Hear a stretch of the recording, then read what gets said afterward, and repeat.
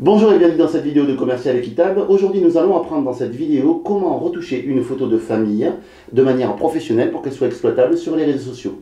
Et pour nous accompagner, nous avons Céline Robert. Céline, bonjour. Bonjour. Merci beaucoup d'avoir accepté notre invitation. Merci beaucoup de m'avoir invité. Alors, pour présenter Céline très rapidement, Céline cartonne avec sa boîte qui s'appelle Comme 3L. C'est la cofondatrice de cette entreprise-là.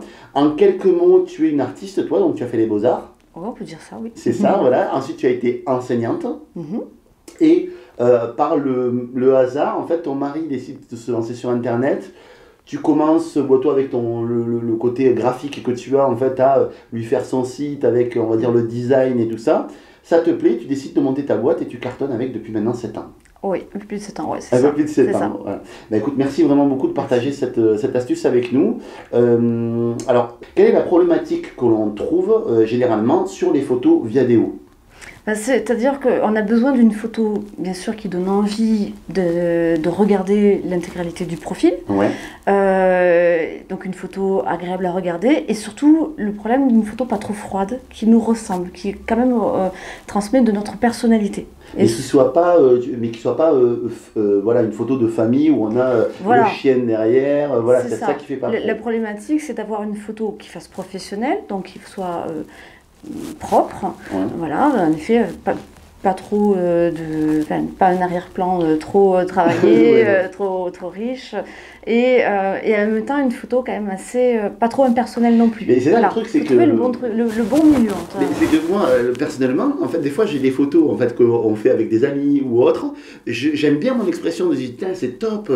La photo, elle est sympa, sauf que derrière, j'ai quelqu'un avec une perruque ou j'ai un motif derrière qui me va pas ou un truc qui me pollue ou genre je suis pas bien rasé. Et du coup, je me dis, ah, c'est dommage, j'avais une belle expression dessus, mais qui me ressemble. Mais je ne peux pas l'exploiter professionnellement. C'est ça, c'est souvent sur les photos spontanées comme ça où on a vraiment une expression qui va vraiment transmettre notre personnalité. L'idéal, bien sûr, est plutôt d'avoir une photo dès le départ la plus propre possible. On peut toujours, quel que soit l'outil de retouche, même le meilleur Photoshop, tout ça, ne peut pas faire des miracles. Et la retouche peut prendre un petit peu de temps. Donc plus la photo est bien dès le départ, et mieux ce sera. Donc en fait, l'idéal est de prendre plutôt une photo avec un professionnel qui saura vous faire prendre la bonne pose et saura trouver en fait l'expression qui vous va. Maintenant, ça peut coûter de l'argent et puis on ne l'a pas forcément sous le coup de moment où on a besoin de la photo. Exactement, voilà. C'est souvent ça le problème. Voilà. Donc savoir utiliser un outil de retouche et savoir comment retoucher une photo peut être des fois... on peut avoir en effet le nez qui brille, une ombre mal placée, une lumière pas très adaptée, le petit bouton qui a poussé sur la joue pendant la nuit. Des petits détails qui, pour pas grand chose, en fait, gâchent un petit peu la photo, une photo qui pourrait être très bien pour l'expression. Qui pourtant a du potentiel. Voilà, qui pourtant a du potentiel, exactement. D'accord, et donc, du coup c'est ce qu'on va partager avec toi et surtout ce que je trouve génial c'est que Céline a préparé en fait donc des photos et on va se retrouver juste après derrière la caméra. Elle a préparé des photos et elle va vous montrer comment les modifier avec un outil gratuit que vous pourrez tous trouver sur internet. Donc écoute, on se retrouve du coup derrière la caméra. D'accord, retrouvons-nous derrière la caméra. Merci Céline. Donc on se retrouve comme promis avec Céline pour qu'elle vous montre comment et avec quel outil on peut retoucher une photographie familiale et la rendre professionnelle pour Viadeo. Donc du coup Céline, je te laisse aux manettes. Et donc là, on va utiliser un outil qui s'appelle Pixlr, c'est ça ? Oui, parce que donc moi, habituellement, j'utilise bien sûr Photoshop de l'éditeur Adobe, mais il n'est pas forcément adapté à tous les besoins, ne serait-ce qu'au niveau du budget. Et en fait, sur Internet, on trouve pas mal d'outils en fait en ligne gratuits qui conviennent tout à fait à ce genre de besoins. Voilà, donc il y a des fonctionnalités nécessaires pour pouvoir retoucher comme il faut, quoi. Voilà, on n'aura pas tous les outils de Photoshop, mais on aura les outils suffisants pour faire quand même des bonnes retouches. Voilà. Super. Pour moi, c'est pas l'outil qui fait la qualité, c'est vraiment ce qu'on peut en faire. D'accord. Ok. Donc, voilà. Donc on va sur Pixelaire, c'est ça? Voilà, Pixelaire. Alors en fait, si on fait la recherche Photoshop online en fait sur Google, il va vous sortir d'autres outils. Il existe un outil Photoshop Express disponible en fait sur Internet qui est fait par Adobe. Moi, j'ai choisi de vous montrer celui-ci histoire de changer un petit peu de crèmerie. Donc en fait, il propose en fait plusieurs outils qui sont gratuits. Alors on voit que c'est un outil anglophone, mais en fait, vous verrez qu'en cliquant là-dessus, on va avoir une interface française, donc c'est assez pratique quand même. Donc je vais aller chercher une image sur l'ordinateur. Sur la clé donc, voilà. La clé no name, je crois que ça doit être, voilà. celle-là. J'ai préparé quelques images pour pouvoir faire... Ça arrive, ça va venir. Faire la petite démonstration. Hop. Donc je vais aller chercher dans le dossier retouche.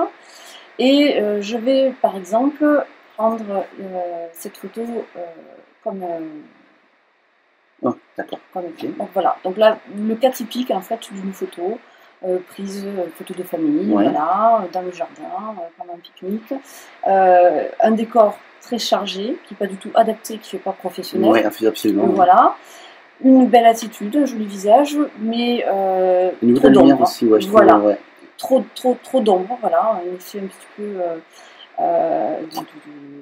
sombre sur les yeux, donc une belle expression, très sympathique, mais vraiment pas tout à fait adaptée à un usage professionnel.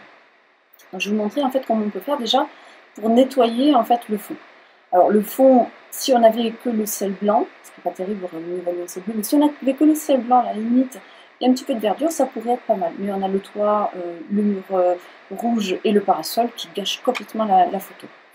Donc en fait, pour faire ça, donc on n'a pas d'outil magique qui va nous permettre de supprimer un parasol, supprimer une maison ou supprimer autre chose, mais on va pouvoir un petit peu gommer les défauts.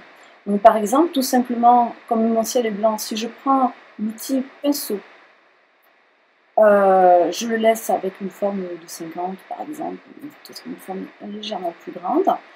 Je choisis une couleur de pinceau blanc, comme le fond.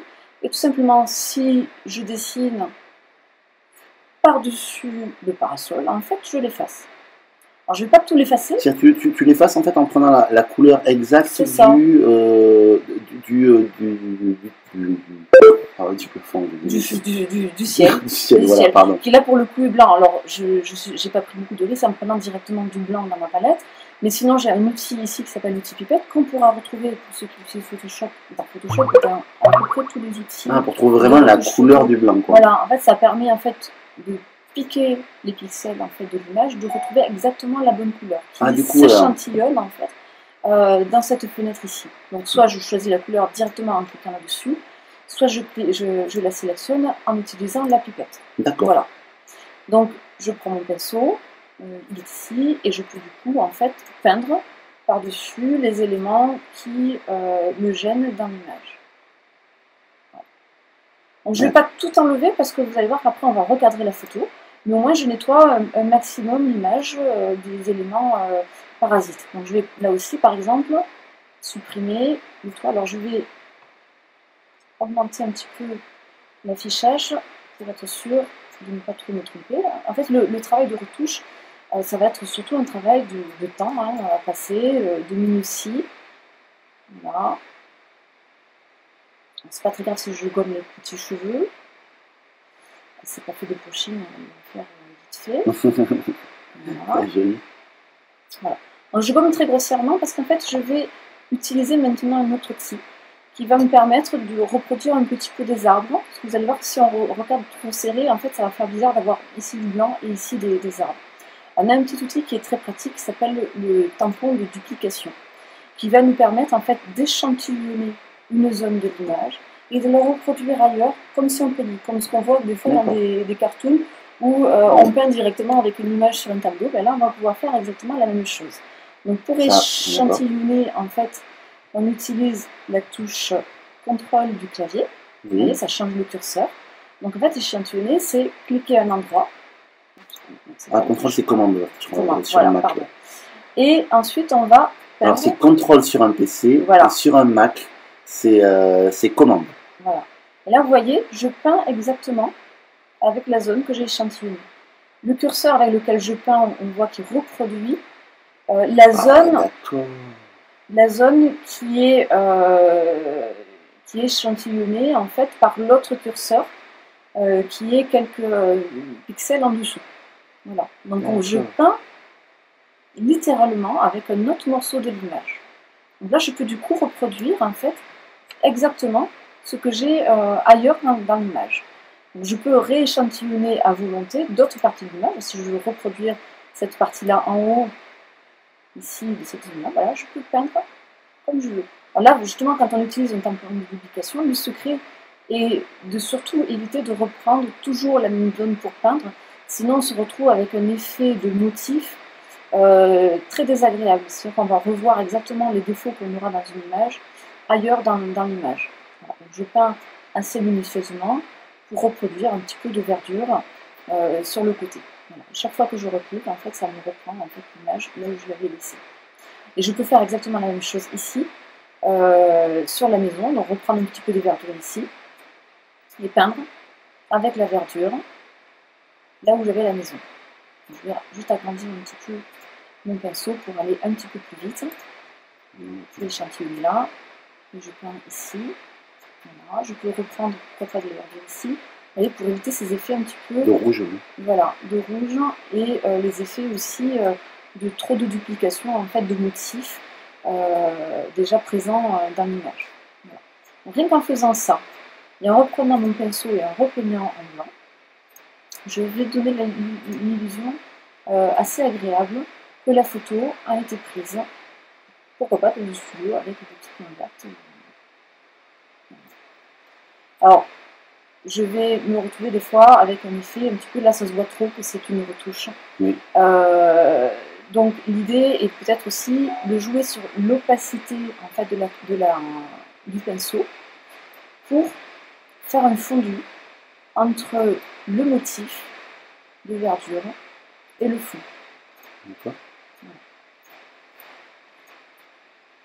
L'air de rien, on évacue un petit peu les détails du fond. Voilà, comme s'il y avait un petit flou artistique derrière.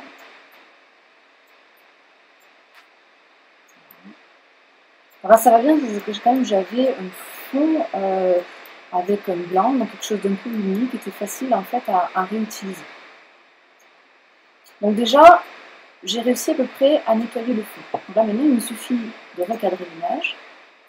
Avec l'outil de recadrage, je dessine une zone dans mon image. D'accord. Voilà. Je décide de la taille que doit avoir mon image. Et alors vous voyez que quand je prends l'outil de recadrage, j'ai une grille qui me permet de terminer les lignes de force. En fait, la règle est un petit peu trop longue à énoncer en fait, pour expliquer le quoi du comment. Voilà. Mais en fait, il faut juste savoir que les zones en fait, importantes de l'image, il vaut mieux qu'elles soient plutôt sur une de ces lignes de force en fait, qui sont dessinées dans cette grille-là. Donc là, la ligne forte de visage, c'est le corps de l'âme, c'est le son des yeux. Donc c'est ça qu'on va... Les portes de l'âme. Ah oui, c'est leur surnom en fait. Donc voilà. Donc là, si je double-clique, je me recadre l'image. Je vois que j'ai encore un petit détail à gommer. Vous voyez que j'ai fait, même en faisant une petite retouche un petit peu grossière en fait du fond, une fois que j'ai recadré, c'est nickel. C'est quelque chose d'assez correct. Hop, je refais un petit coup de pinceau. L'air de rien. Voilà, donc déjà j'ai au moins gommé les détails perturbants, et perturbants du fond. Oui, la verdure peut être bien, donc là voilà, après il faut se le retoucher, on va dire, comme à son goût, on va dire, mais... Voilà, tout le secret d'une retouche, ça va être de regarder quand même la photo, de déterminer ses forces et ses faiblesses. Et de ne pas trop en faire, sinon après on est dans la reconstruction, de l'illustration. L'idée, encore une fois, c'est d'avoir une photo qui nous ressemble. Voilà, si c'est pour faire comme sur les magazines et avoir une poupée Barbie, c'est pas bon. Donc il faut garder quand même les points forts de l'image. Et là, l'expression est assez correcte. Ouais, elle est cool. Voilà. Elle fait naturelle, elle ne fait pas étudier. Tout à fait. Donc déjà, je vais pouvoir en fait essayer de retravailler au global les couleurs sur l'image. Donc la luminosité de l'image. J'ai des outils dans ce logiciel en ligne qui sont dans l'onglet Réglages, qui vont me permettre de régler sur l'ensemble de l'image, la teinte, la luminosité, la balance des couleurs, des choses comme ça, voire éventuellement des passages en noir et blanc, ça on le verra peut-être après sur une autre image. Je vais pouvoir par exemple utiliser les niveaux, donc les niveaux qui vont m'afficher un histogramme des zones foncées, des zones claires en fait de mon image. Ça devient technique. Voilà, ça devient un petit peu technique, mais en gros, ici ce sont les valeurs foncées de l'image, ici ce sont les valeurs moyennes de l'image, ici ce sont les valeurs claires. D'accord. Donc juste en fait, c'est bien d'avoir la théorie, mais en fait il suffit de pousser les curseurs et de voir ce que ça fait. D'accord. En gros, si je veux éclaircir l'image, et là c'est un petit peu ce que je veux faire, je vais pousser ce curseur du milieu un petit peu vers la gauche, et vous voyez que ça m'éclaircit. Ça te débouche certaines zones. Voilà, ça m'éclaircit les zones qui étaient trop bouchées, qui étaient trop sombres. Et ça t'éclaircit pas trop celles qui sont claires? Il ne faut pas trop pousser. En effet, si je pousse trop le curseur, je vais avoir quelque chose qui est complètement fantomatique. Voilà. Donc, toute l'astuce de la retouche va être vraiment de bien regarder ce que j'ai à l'écran et surtout s'arrêter avant que ce soit trop. D'accord, ok. Et ça dépend vraiment de l'image. Et tu peux le faire par zone? Oui, alors on peut le faire par zone. Et ça, je vais vous montrer comment. Alors, on pourrait très bien faire une sélection, mais la sélection sur cet outil ne va pas être aussi pratique que ce qu'on pourrait le faire sur un logiciel professionnel. On est d'accord que c'est gratuit, voilà. Là, hein, donc... Voilà. Mais on va pouvoir après déboucher encore plus certaines zones. L'idée, c'est en effet de ne pas trop le faire ici, parce que sinon on va aplatir et faire dire trop l'image. On sait le faire un petit peu pour améliorer éclaircir l'ensemble de l'image. Voilà. On peut remettre un petit peu de ton foncé pour avoir quand même un petit peu de contraste à l'image. Voilà. Et ensuite, je vais pouvoir utiliser un outil qui va me permettre de modifier les zones très ponctuellement. D'accord. Donc, je vais de nouveau en fait zoomer sur mon image, voilà, pour regarder ce qui va se passer dans les yeux. Donc j'ai cet outil ici à gauche qui va me permettre en fait de diminuer la densité de certaines zones. Donc je clique sur cet outil, comme pour tous les outils de ce logiciel, ceux qui utilisent Photoshop vont retrouver des choses qu'ils connaissent. Je vais pouvoir modifier la taille du pinceau, modifier aussi la force en fait que je veux donner à cet outil avec ce qu'on appelle ici l'exposition et les éléments sur lesquels je veux appliquer cet outil. Alors nous on va rester sur les tons moyens parce que même si ce sont des zones d'ombrage, en fait on peut le tester, on va revenir en arrière. En fait le problème de le faire sur les zones d'ombrage, vous voyez que là ça fait beaucoup trop. Donc j'ai la palette historique qui me permet de revenir en arrière. Donc je vais choisir plutôt les tons moyens et retoucher très ponctuellement ici les zones obscurcies par la prise de vue. Alors vous allez voir qu'on le voit à peine, on a l'impression qu'on ne fait pas grand chose. Mais si je reviens en arrière dans l'historique, hein, l'avant-après est quand même... ça n'a rien à voir. Voilà. C'est quand même assez flagrant. Donc je peux comme ça retoucher de façon assez... Là, un petit peu trop là. Voilà, de façon très ponctuelle, en fait, les zones un petit peu trop bouchées de mon image. Vous allez voir que je vais pouvoir récupérer même la couleur des yeux, alors qu'on ne la voit pas du tout. Alors l'idée pour le faire, mais pas trop, c'est d'y aller vraiment par petites touches, de cliquer plusieurs fois. D'accord. Voilà. Je vais pouvoir le faire pareil, sous la bouche. Je vais pouvoir agrandir ma forme et aussi éclaircir. Là, on le voit un petit peu mieux sur le c'est plus flagrant. C'est plus flagrant. Voilà, enlever un petit peu de... Alors, ne pas si tu repasses dessus, en fait, ça multiplie en fait, l'effet. Voilà, donc il vaut mieux le faire avec une exposition faible et y aller progressivement et plusieurs fois pour que ça fasse naturel, plutôt que de suite prendre le gros outil qui le fait beaucoup. On a vu tout à l'heure que ça faisait un petit peu trop, quoi. Voilà. Donc, un petit peu sur le nez. Et j'ai le même outil ici qui va faire l'inverse. Par exemple, pour ces zones un petit peu là, de brillance, où il y en a plutôt des... Une surbrillance. Voilà, une surbrillance, ou ce qu'on appelle un petit peu des zones un peu cramées, en fait, par la lumière. Donc je vais prendre cet outil sur l'exposition, quoi, qui a exactement en fait, le même effet, mais sur les zones trop claires. Voilà. Donc là, je vais pouvoir le faire. Alors attention, parce que là, ça va le faire trop. Non, ça va encore. Voilà. Vous voyez, là, si je reviens en arrière, que je reviens en avant, j'ai récupéré un petit peu la brillance en fait, de mon nez. Voilà, sans trop le faire non plus. Donc là, l'idée, c'est de ne pas aller trop loin. Oui, sinon ça risque de faire pas naturel et ça va pas... Alors, j'ai des outils sur ce logiciel qui sont quand même assez bluffants, qui sont proches en fait de ce qu'on peut trouver sur Photoshop. C'est assez rare sur les outils gratuits. On a par exemple ce petit outil qui est l'outil de gommage de défaut, qui va avoir à peu près le même fonctionnement que l'outil de duplication qu'on avait tout à l'heure, mais qui va en fait retravailler la zone qu'on modifie en fonction de ce qu'il y a dans son entourage. D'accord. Pour vous montrer, par exemple, je vais pouvoir, il y a un petit bouton, pas grand chose, mais un tout petit défaut, que je vais pouvoir gommer juste en cliquant dessus. En avant, après. Avant, après. Alors, je peux le faire sur quelque chose un petit peu plus flagrant. Ici, la petite cerne que la demoiselle a. Je vais le prendre et juste dessiner ici sur cette cerne. Ah, non, pardon. D'abord, c'est le problème des outils automatiques. C'est le problème des outils automatiques, c'est que des fois, il fait un petit peu comme il peut. Voilà. Donc là, vous voyez, j'ai gommé un petit peu les cernes. Voilà, avant, après. Là, un petit coup ici pour éclaircir. Et ça irait bien. En fait, j'ai enlevé plutôt, c'est pas vraiment les cernes, j'ai enlevé les rides. Voilà. Là, on est d'accord, tu retrouves en fait des... Voilà. Voilà.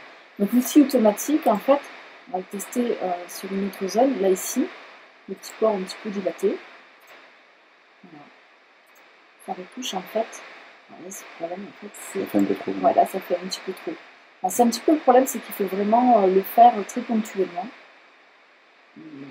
Ouais, c'est peut-être parce que c'est l'outil. Ouais, c'est peut-être la photo, ça dépend vraiment des photos en fait qu'on utilise. Non, c'est peut-être l'outil, tu as pris l'outil pas mouchoté en fait, non? Tu as pris l'outil un peu trop franc, non, peut-être. Tu peux choisir ça? Non, ça ne veut pas. Ah, d'accord, ok. On ne veut pas. Voilà. Après, voilà, c'est clair que c'est pas Photoshop.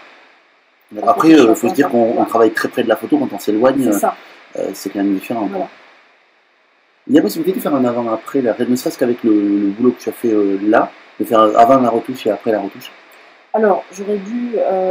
oui, je peux rouvrir en fait l'image. Tu peux en avoir deux en même temps? Ouais, donc... Voilà, on voit... Avec un...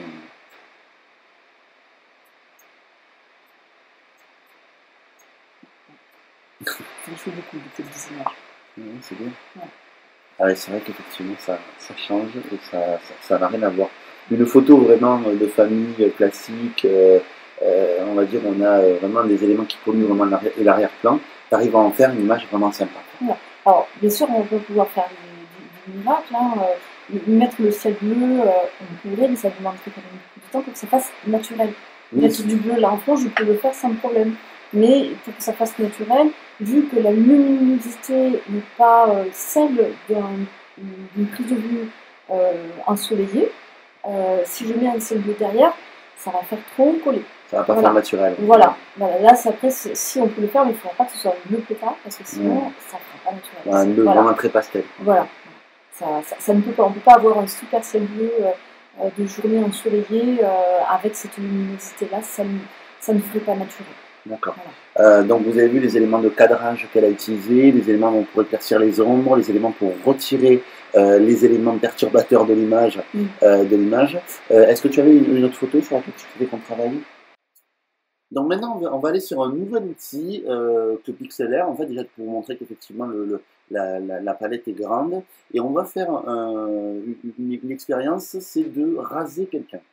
C'est ça. C'est ça, raser quelqu'un en direct. Donc on va voir si ça va marcher. Donc on essaye Photoshop Online Tools, donc vous tapez ça sur internet, vous allez le trouver de suite. C'est un outil qui appartient à Photoshop comme disait Céline tout à l'heure. Voilà, donc édité par Adobe. On clique sur Start Editor. Alors là par contre ça sera qu'en anglais. Oui. Donc on va aller chercher l'image sur l'ordinateur.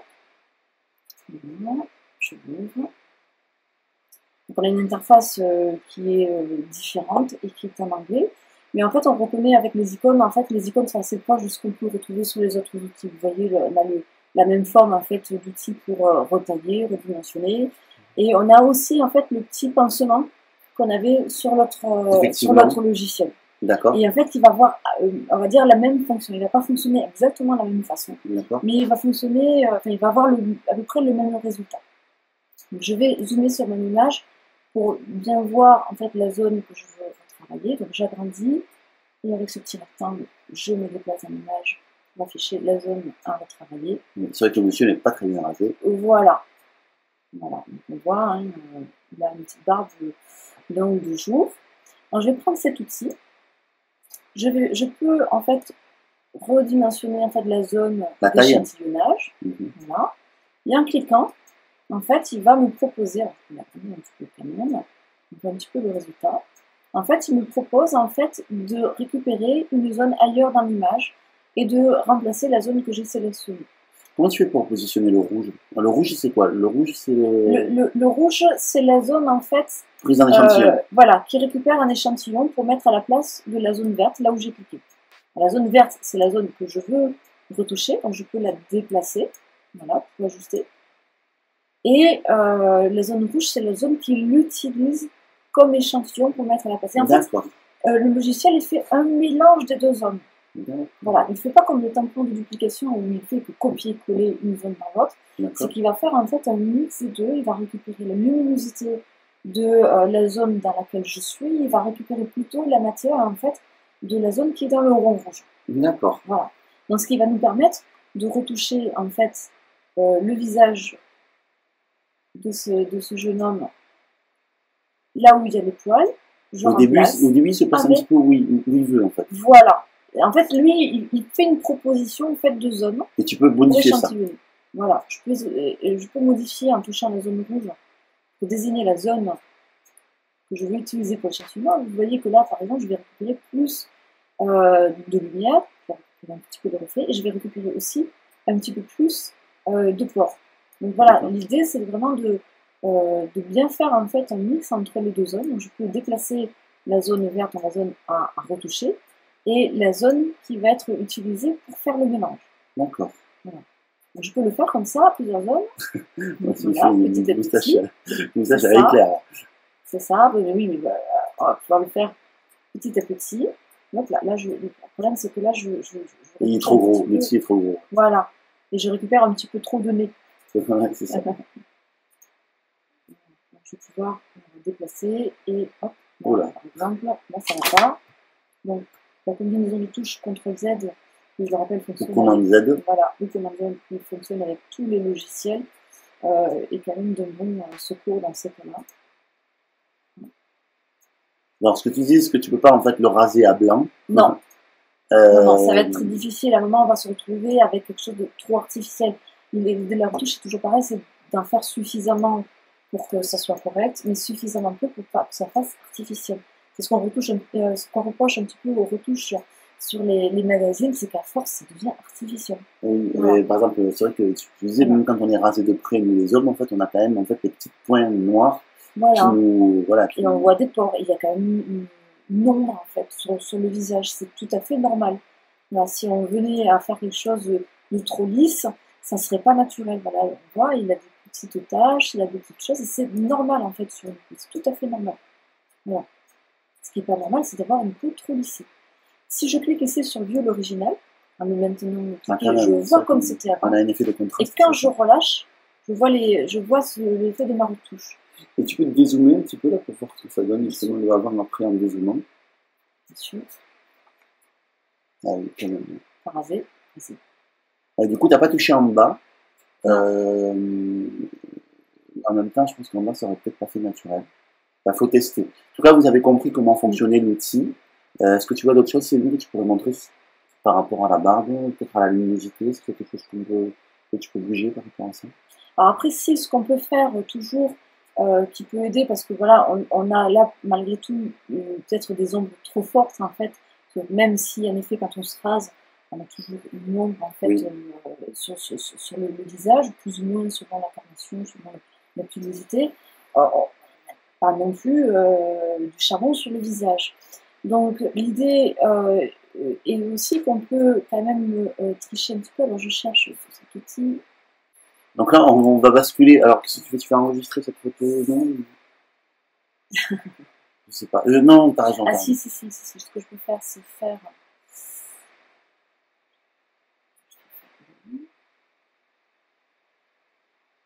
Je peux récupérer la photo. Tel que tu l'as retouché. Voilà, tel que je l'ai retouché. Parce que l'outil ne permet pas justement de... Voilà. Après, c'est du gratuit, donc faut, bon, voilà. Et je vais l'ouvrir sur XML. Ok. Ah oui, alors attends 2 secondes, je vais juste ouais, c'est parti. Fichier.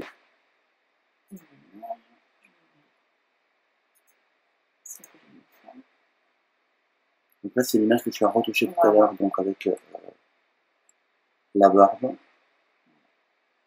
Ce que je vais faire de façon assez légère, je vais récupérer la couleur de la peau. D'accord. Je vais prendre un pinceau. Je vais diminuer vraiment assez fortement l'opacité. Que ce soit vraiment juste une... en fait, je vais lui mettre du fond de teint. D'accord, ok. Voilà. Tu vas le maquiller. Voilà. Donc je vais le maquiller en passant un léger voile en fait de couleur sur sa barbe pour que ça atténue. Voilà, pour atténuer. Alors il faut le faire vraiment de façon très légère. Parce que si j'augmente trop l'opacité, oui, ça va faire vraiment comme dessiné. Voilà, ça fait un petit peu comme quand quelqu'un met trop de fond de teint justement et que ça fait l'effet plâtré. Voilà, et ça va faire trop artificiel. Donc, on peut voir en fait en venant en arrière, ici, avant, voilà. Après. Ouais. Ah, il faut le faire suffisamment léger pour pas que ça modifie trop non plus le contour du visage. Mais là, c'est naturel. Voilà. Et tu peux essayer un peu sur le côté pour voir si tu arrives à faire quelque chose sur le côté. Tout à fait. Donc là, l'idée, ça va être de resélectionner la couleur parce que si je prends exactement la couleur que j'ai sélectionnée tout à l'heure, elle va être trop foncée, elle ne va pas être adaptée à cette zone du visage. Donc je récupère un petit peu de couleur ici. Voilà. C'est pour gérer les contours, tu sais, c'est juste pour voir comment tu gères les contours. Le contour du visage. Ici, on va de façon très légère aussi. Ici. Le bas de la bouche. Ah oui, du coup, tu es obligé de prendre un peu plus. Oui, l'idée c'est vraiment de jongler. C'est très léger en fait. Donc, bien sûr, augmenter l'opacité pour aller un petit peu plus vite, mais si on augmente trop l'opacité, ça risque de faire trop marqué. Voilà, ça va faire trop marqué. Il vaut mieux y aller vraiment par petites touches. L'outil ne va pas non plus se substituer à tout. Et c'est ça qui fera que ce sera naturel. Ah oui, d'accord. On a l'impression que j'ai rien fait, parce qu'on ne le voit pas sur le moment où je le fais. Ouais. Mais en fait, le résultat est quand même beaucoup plus saisissant. Voilà. Après, on est bien d'accord que là, tu travailles vite, que c'est pas... Voilà, ceci dit, si on voit la photo, la première photo, est-ce qu'on peut voir la première photo? C'est possible. Alors, tu peux l'ouvrir directement là-dessus, la montrer dans le cadre. Si tu veux, tiens ici, carrément. Ici, voilà, carrément. Tu peux voilà, faire un zoom en gauche.